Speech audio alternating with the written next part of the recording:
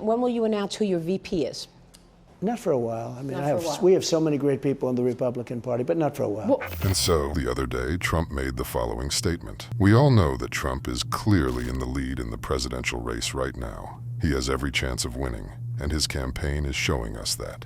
He won Iowa. He won New Hampshire. As we know, the last vice president was Mike Pence. The vice president condemned the storming of the Capitol and did not reconsider the presidential election. Trump clearly wants to change his pick. Now he's talking about how he sees his vice president. What criteria are you using to identify who your running mate is? Always, it's got to be one thing. It's got to be who would be a good president. I mean, you always have to think that because, you know, in case of emergency, things happen, right? No matter who you are, things happen. It's got to be number one. Who is your running mate? Well, I have a lot of good people. We have a lot of really good people. So you haven't decided who it is? I have a lot of good ideas, but I haven't. And there's no reason to do that quickly. So you haven't told that person, you're my person? I speak to everybody. I speak to everybody. He doesn't exactly say who his vice president will be. It's interesting to note the way he talks. Trump singles out Republicans and talks about how there are a lot of good guys out there, while constantly criticizing Biden's policies. Former U.S. President Donald Trump has responded to U.S. President Joe Biden, saying he and Trumpian Republicans threaten the foundations of the republic in Pennsylvania by calling him an enemy of the state. He explained, "We are the ones trying to save our democracy. It's very simple. The danger to democracy comes from the radical left, not the right." You know, I called Tim Scott this because a lot of people like Tim Scott. I called him and I said, "You're a much better candidate for me than you are for yourself." When I watched him, he was fine, he was good, but he was very low-key, et cetera, et cetera. I watched him in the last week defending me and sticking up for me and fighting for me. I said, "Man," I said, "you're a much better person for me than you are for yourself," because for himself he was low key. For me, he's been a real tiger. He's been incredible, and others have too. So maybe it's Tim Scott. Well, it could be a lot of people.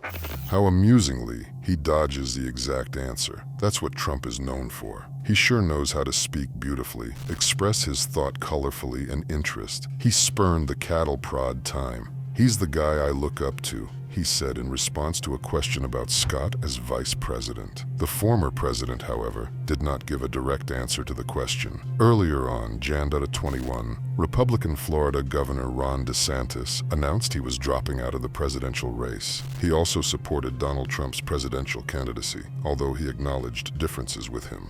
Prior to that, on January 16th, businessman Vivek Ramaswamy, who received 8% of the vote, also announced that he was withdrawing his candidacy and urged supporters to back Trump.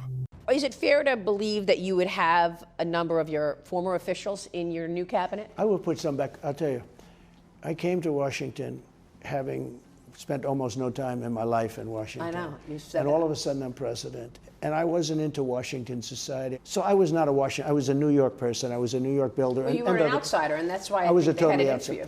But the one problem with that, and I love the outsider thing, but you don't know people, so you're relying on other people to give you names to be the head of this, head of that.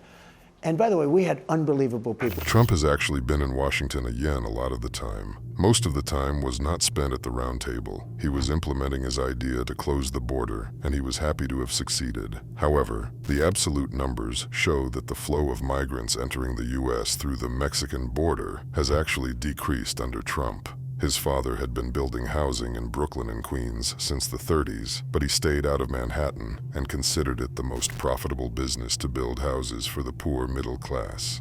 The son didn't take after his father, and eventually went into politics, although he doesn't consider himself that way. I rebuilt Yeah, the but military. your critics say you had plenty of personnel mistakes.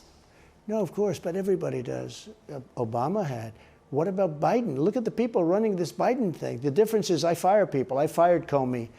I got rid of him. You didn't fire Christopher Wray. Well, You you know what? At the time, I don't know. Let's see what the final judgment is. But I didn't fire Christopher Wray. I didn't fire people I would have, but I fired a lot of people. You know, I had turnover. They have no turnover right now. That's flawless. Trump has clearly emphasized his hatred of Biden and persons close to him. Throughout, he vividly described the corruption of Biden and his family. He also emphasized the turnover and that he really wasn't afraid to fire people. It's funny how the host doesn't quite trust Trump and tries to put him in his place. But as we know, he has a strong backbone, and he clearly emphasizes it with gestures, facial expressions, and manner of communication. In the end, we can say that we have not heard a clear answer, but we have the first hints. We know the potential candidates for the post of vice president and can only guess who of these few will be on this post. Friends, do not forget to write your opinion in the comments and watch other news on the channel.